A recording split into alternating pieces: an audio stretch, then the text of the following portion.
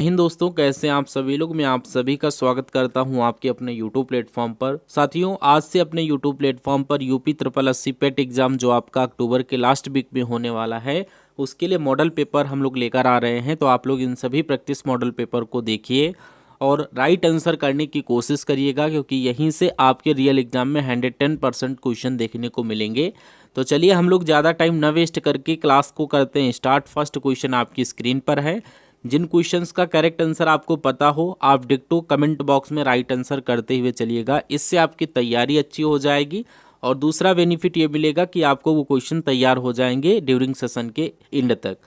तो चलिए first number question आपकी स्क्रीन पर। लेकिन उससे पहले अभी तक आपने इस सेशन को लाइक नहीं किया है तो प्लीज़ सेशन को लाइक करके चैनल को सब्सक्राइब करके बेल आइकन को ऑन कर लें, ताकि जो भी लेटेस्ट क्लास लेकर आएँ उसकी नोटिफिकेशन आप तक प्रॉपरली पहुंचे और आप उन सभी क्लासेस को रेगुलर वॉच कर सकें। फर्स्ट क्वेश्चन में आपसे पूछा जा रहा है कि मौर्य अर्थव्यवस्था मुख्य रूप से किस पर निर्भर थी। अगर आपसे पूछा जाए तो आप लोग क्या बताओगे। मौर्य अर्थव्यवस्था की बात किया जाए तो यहाँ पर करेक्ट आंसर ऑप्शन नंबर 1 कृषि आधारित ये अर्थव्यवस्था थी। और मौर्य वंश के संस्थापक की बात किया जाए तो चंद्रगुप्त मौर्य को याद कर लेना। नेक्स्ट क्वेश्चन आपके सामने कह रहा है, निम्नलिखित में से किसने 1857 के विद्रोह को दबाने के लिए अंग्रेजों को सहायता प्रदान नहीं किया है। अगर ये क्वेश्चन देखने को मिले तो आप लोग करेक्ट आंसर क्या करोगे। अवध की बेगम हजरत महल, इन्होंने अंग्रेजों की सहायता नहीं किया है, लेकिन ग्वालियर के सिंधिया, हैदराबाद के निजाम और भोपाल की सिकंदर बेगम इन्होंने किया था। इसी के कारण यहाँ पर 1857 की क्रांति असफल रही थी, क्योंकि वहां पर अंधभक्त ज्यादा थे और अंग्रेजों की यहाँ पर क्या विजय हो गई थी। नेक्स्ट क्वेश्चन में कह रहा है, मुगल शासन के दौरान एक कोतवाल की सही भूमिका क्या थी। तो करेक्ट आंसर यहाँ पर आप लोग क्या करोगे कि मुगल शासन के दौरान एक कोतवाल की सही भूमिका क्या थी। कानून और व्यवस्था बनाए रखना। ऑप्शन नंबर डी बिल्कुल सही आंसर बनेगा। ये रिवीजन क्लास है, इसलिए ज़्यादा टाइम मैं आपको नहीं दे रहा हूँ, डिक्टो राइट आंसर बताते हुए चल रहा हूँ। नेक्स्ट क्वेश्चन, महात्मा गांधी भारत के डैश के विरुद्ध थे। यहाँ पर मंद औद्योगिकीकरण, तीव्र औद्योगिकीकरण, औद्योगिकीकरण की ब्रिटिश पद्धति, औद्योगिकीकरण की अमेरिकी पद्धति। तो यहाँ पर आप लोग क्या करेक्ट आंसर करोगे। ऑप्शंस को देखो और करेक्ट आंसर बताओ। तो यहाँ पर आप लोग तीव्र औद्योगिकीकरण के साथ कर देना। ऑप्शन नंबर बी आप लोग करेक्ट आंसर करेंगे। नेक्स्ट, सिंधु सभ्यता के इनमें से किन स्थानों में जलाशयों के साक्ष्य मिले हैं। तो यहाँ पर देखिए और करेक्ट आंसर फटाफट करिए। कालीबंगा, धौलावीरा, कोट दीजी, लोथल दिया गया है।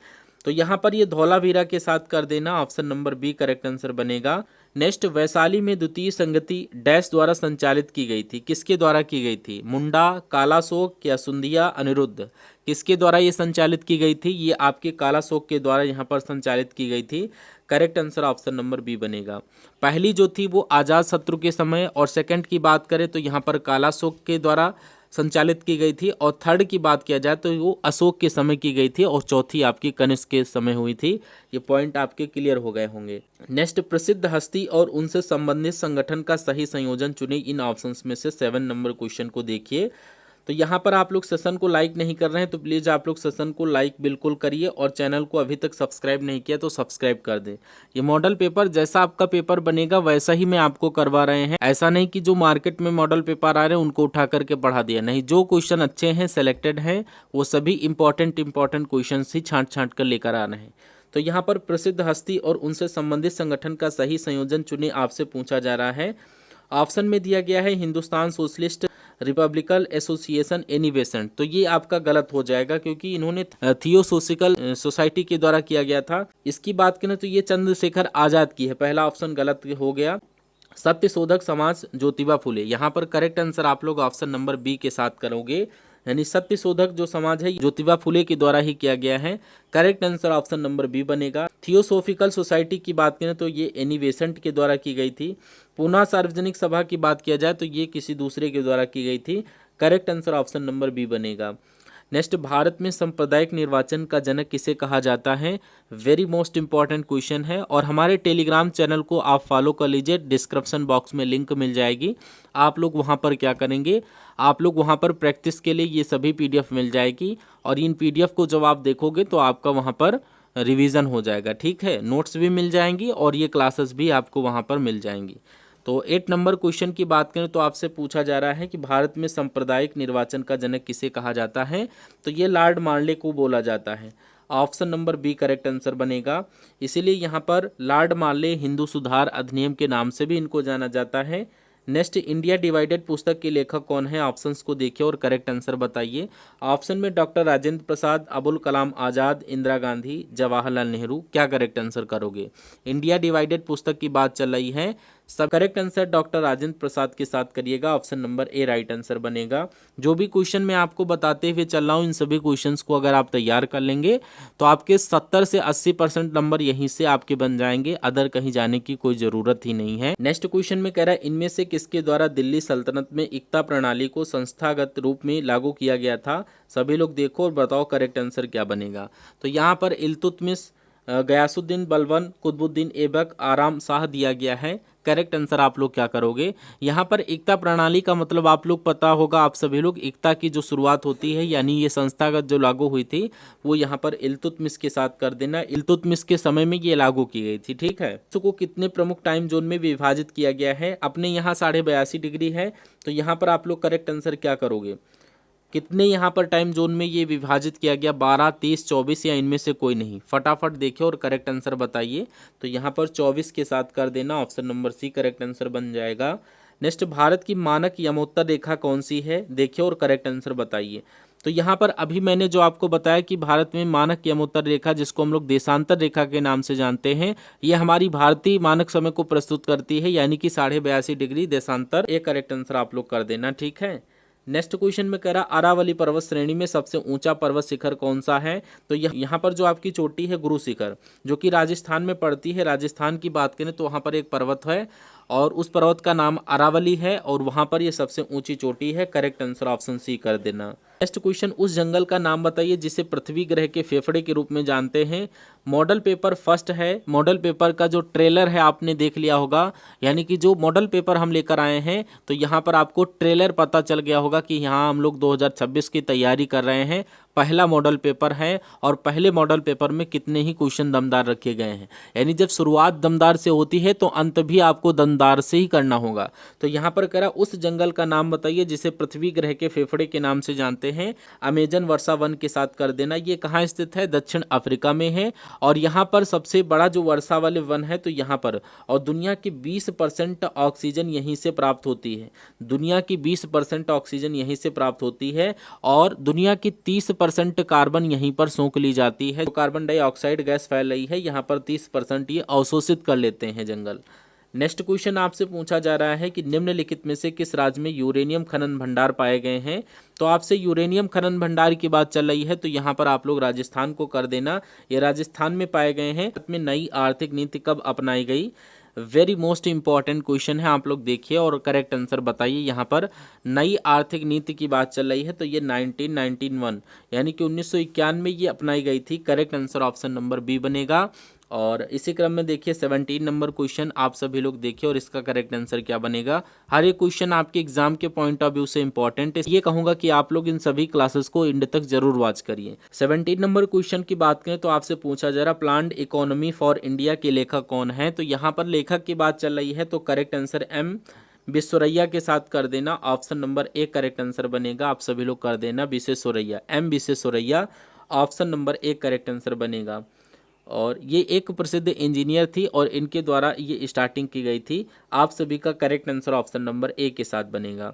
नेक्स्ट, किस पंचवर्षीय योजना का उद्देश्य गरीबी उन्मूलन था? अगर आपसे पूछा जाए तो आप लोग क्या बताओगे? गरीबी उन्मूलन की बात चल रही है तो यहाँ पर ऑप्शन में क्या करोगे? Option number C correct answer करना। ये पांचवी पंचवर्षीय योजना थी। Correct answer option number C के साथ बनेगा। आप सभी लोग कर देना। Option number C correct answer बनेगा। नेक्स्ट, भारत में जीएसटी कब लागू की गई थी? अगर जीएसटी की बात किया जाए तो सन 2012, 19, 15 या 17। जीएसटी की बात किया जाए तो ये सन 2017 में लागू की गई थी। अभी हाल ही में जो है जीएसटी 2.0 का संशोधन भी किया गया था। तो उसके बाद यहाँ पर आप लोग क्या करेंगे? Correct answer option number D बनेगा, ठीक है। फसल बीमा योजनाओं में से कौन सा सही नहीं है? इन ऑप्शंस में से देखिए और करेक्ट आंसर बताइए। तो अगर हम 20 नंबर क्वेश्चन की बात करें तो यहाँ पर दिया गया व्यापक फसल बीमा योजना 2015, यानी ये जो व्यापक फसल बीमा योजना है ये 2015 में नहीं, ये 1985 में आई थी। योजना है 1919 से 2000 और संशोधित राष्ट्रीय कृषि बीमा योजना जो है 2010 से 16 और प्रधानमंत्री फसल बीमा योजना 2016।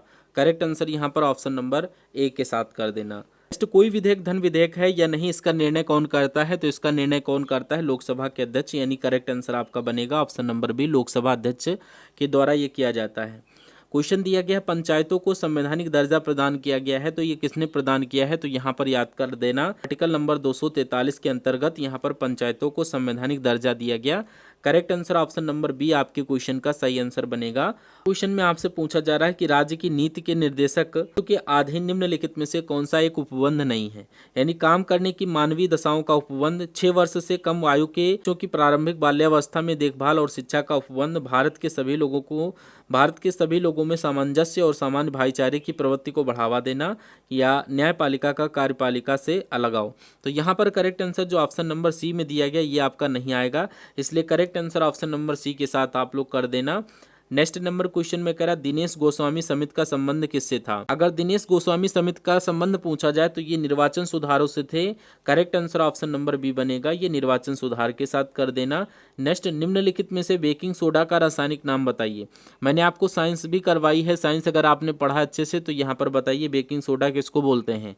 तो यहाँ पर आप लोग याद कर लेना, बेकिंग सोडा जो हम बोलते हैं सोडियम बाइकार्बोनेट को, यानी option number C correct answer बनेगा, जिसको खाने वाला सोडा बोलते हैं। और खाने वाला जो सोडा होता है वो आपका होता है NaHCO3, यानी कि यहाँ पर H जो होता है ये यहाँ पर बाई होता है। और नेक्स्ट क्वेश्चन आप लोग देखिए, कह रहा है इलेक्ट्रॉन की खोज किसने की थी? अगर इलेक्ट्रॉन की खोज बात किया जाए, आप सभी लोग बताइए करेक्ट आंसर किस ऑप्शन के साथ करोगे। इलेक्ट्रॉन की खोज किसने किया था? तो यहाँ पर 27 नंबर बोला जा रहा है। 27 नंबर क्वेश्चन देखिए, इलेक्ट्रॉन की खोज किसने की थी। 27 नंबर क्वेश्चन की बात किया जाए तो यहाँ पर जे थॉमसन के साथ करेक्ट आंसर कर देना, यानी राइट आंसर आपका ऑप्शन नंबर ए जे थॉमसन के साथ बनेगा।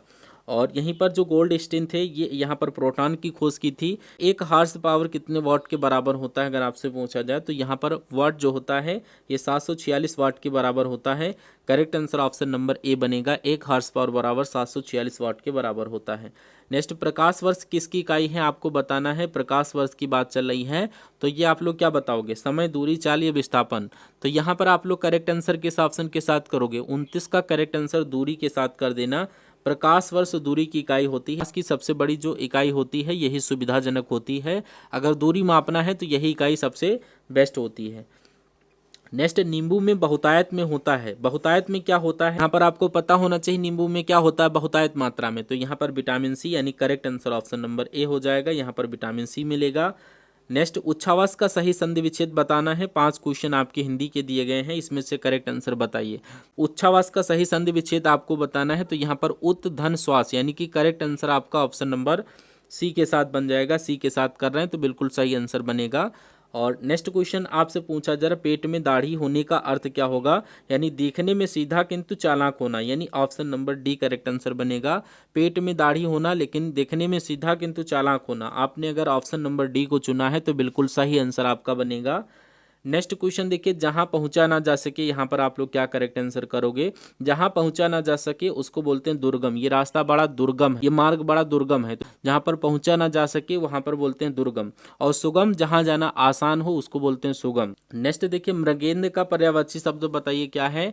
तो मृगेंद्र की पर्यायवाची शब्द की बात किया जाए तो यहाँ पर इसको बोलते हैं मृगराज शार्दुल, यानी कि जो आपका सिंह होता है। यहाँ पर करेक्ट आंसर आपका बनेगा शार्दुल, यानी ऑप्शन नंबर ए के साथ करेक्ट आंसर बनेगा। क्वेश्चन देखिए, अतिवृष्टि का विलोम शब्द क्या है, यानी बारिश की बात किया जाए तो यहाँ पर अतिवृष्टि की बात चल रही है तो यहाँ पर अनावृष्टि, यानी बारिश नहीं हो रही। तो correct answer option number C के साथ कर देना, ठीक है। क्वेश्चन इसी क्रम में देखिए, कह रहा है क्रोएशिया की मुद्रा क्या है। क्रोएशिया की मुद्रा की बात किया जाए तो यहाँ पर क्रोएशिया की मुद्रा आप लोग क्या बताएंगे।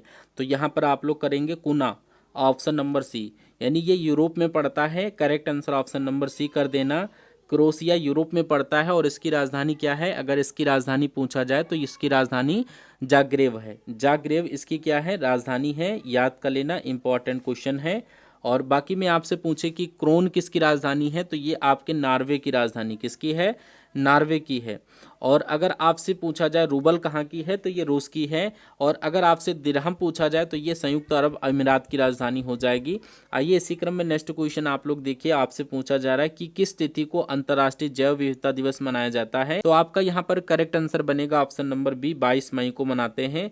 ऑप्शन नंबर बी को लॉक कर देना है कि अंतर्राष्ट्रीय जैव विविधता दिवस 22 मई को मनाते हैं।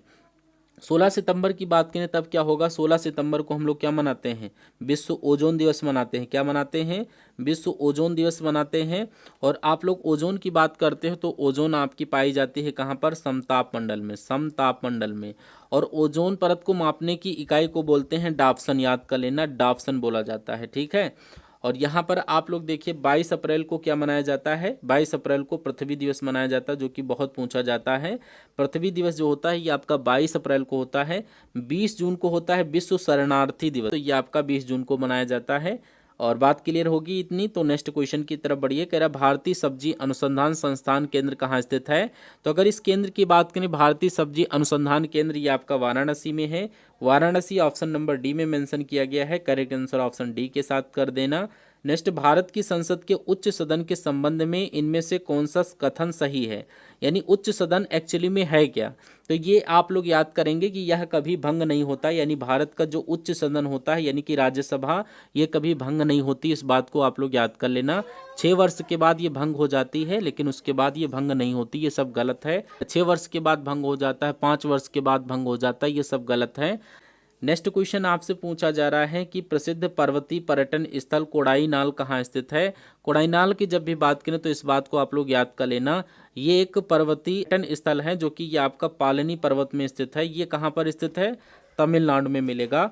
Correct answer option number B के साथ कर देना, पालनी पर्वत जो है तमिलनाडु में मिलेगा। और पश्चिमी घाट आप लोग याद कर लेंगे। एक हिल स्टेशन है जिसको राजकुमारी के नाम से भी जानते हैं, यानी हिल स्टेशन की राजकुमारी इसी को ही बोला जाता है, इस बात को आप लोग याद कर लेना। आप लोग देखिए कह रहा है भूटान भारत के निम्नलिखित में से किन राज्यों के साथ अपनी सीमा साझा करता है।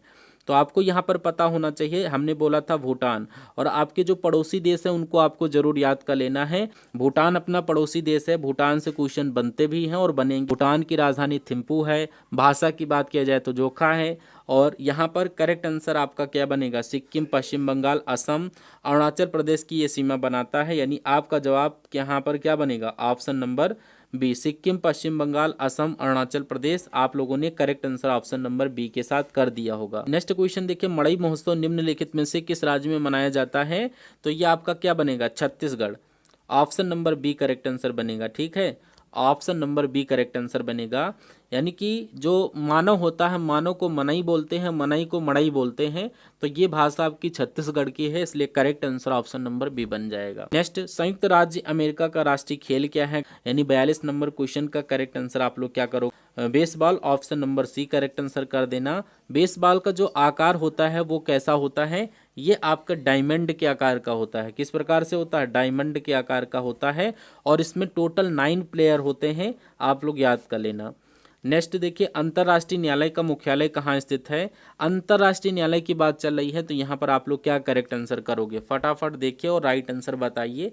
ऑप्शन में the Hague, Washington DC, Paris, New York दिया गया है। यहाँ पर अंतर्राष्ट्रीय न्यायालय का मुख्यालय पूछा जा रहा है कहाँ स्थित है, नंबर ए के साथ कर देना, द हेग, यानी ये नीदरलैंड में पड़ता है। करेक्ट आंसर ऑप्शन नंबर ए के साथ बनेगा, अंतर्राष्ट्रीय न्यायालय का मुख्यालय कहाँ स्थित है, the Hague. Option number A right answer करना। नेक्स्ट क्वेश्चन आपसे पूछा जा रहा है, कह रहा फियरलेस गवर्नेंस पुस्तक की लेखक कौन है या लेखिका कौन है। तो फियरलेस गवर्नेंस पुस्तक के लेखक की बात चल रही है, यहाँ पर आपका जवाब क्या होगा, ये आपका हो जाएगा यहाँ पर किरण बेदी। क्या हो जाएगा, Kiran Bedi. Option number D correct answer कर देना। और ये किरण बेदी कौन है, ये हमारी भारत की पहली महिला आईपीएस अधिकारी हैं। कौन है, भारत की पहली आईपीएस अधिकारी हैं, जिनको मैग्सेसे पुरस्कार और राष्ट्रपति पुलिस पदक के रूप में भी सम्मानित किया गया है।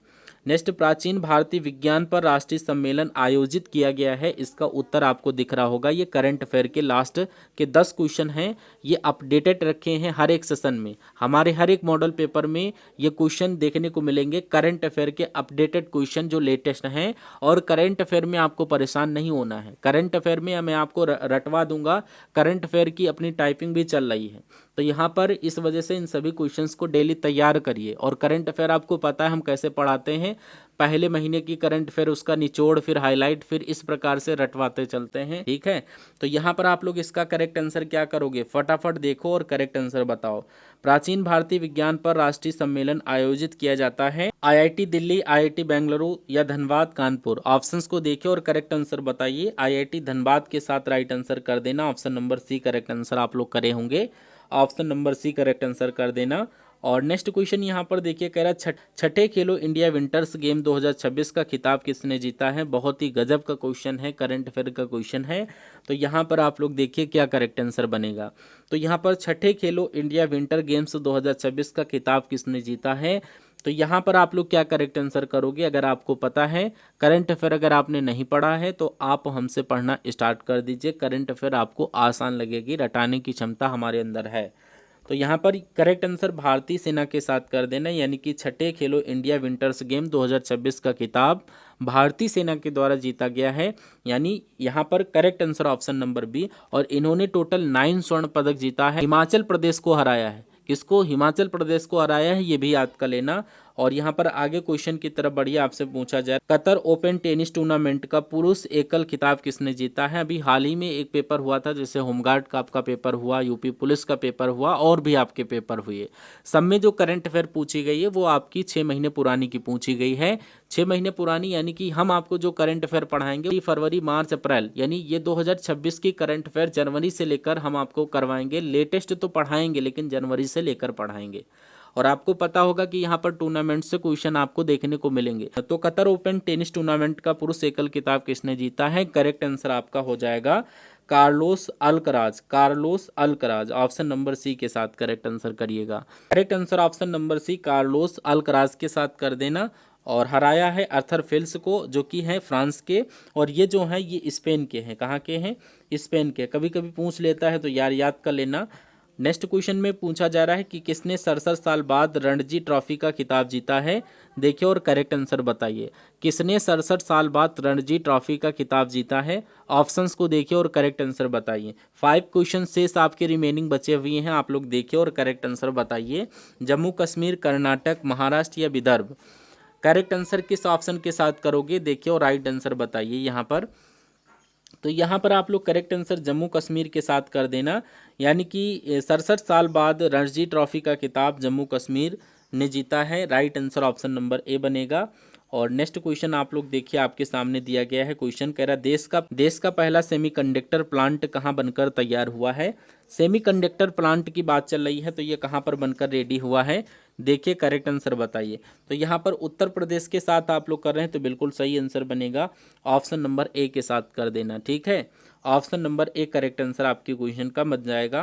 पर आपसे पूछा जा रहा है देश का सेमीकंडक्टर प्लांट कहाँ बनकर तैयार हुआ है। ये आपका धुलेरा गुजरात में पड़ता है। ऑप्शन नंबर सी के साथ कर देना। एक जगह है गुजरात में धुलेरा, वहाँ पर ये पड़ता है। Correct answer option number C के साथ कर देना, ठीक है। ये धुलेरा है, याद कर लेना। इसको टाटा के द्वारा बनवाया गया है। Option number C correct answer बनेगा। नेक्स्ट क्वेश्चन देखिए, आपसे पूछा जा रहा है विश्व नागरिक सुरक्षा दिवस प्रत्येक वर्ष किस दिन मनाया जाता है। ऑप्शंस को देखिए और करेक्ट आंसर बताइए। कह रहा विश्व नागरिक सुरक्षा दिवस प्रत्येक वर्ष किस दिन मनाया जाता है।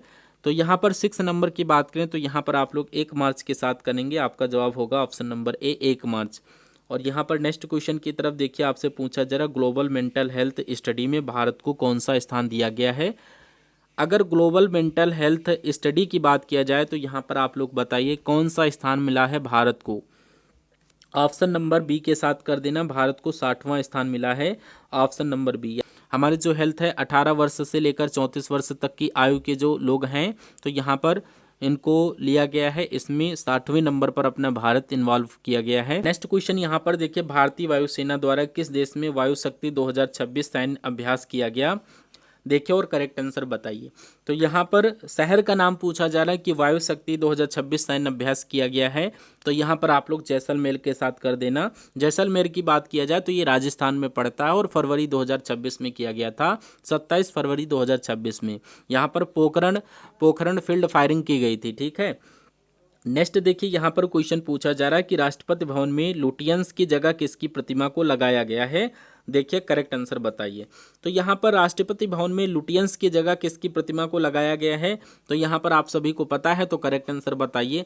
तो यहाँ पर आप लोग करेक्ट आंसर श्री राजगोपालाचारी के साथ कर देना। श्री राजगोपालाचारी, यानी कि राष्ट्रपति भवन में।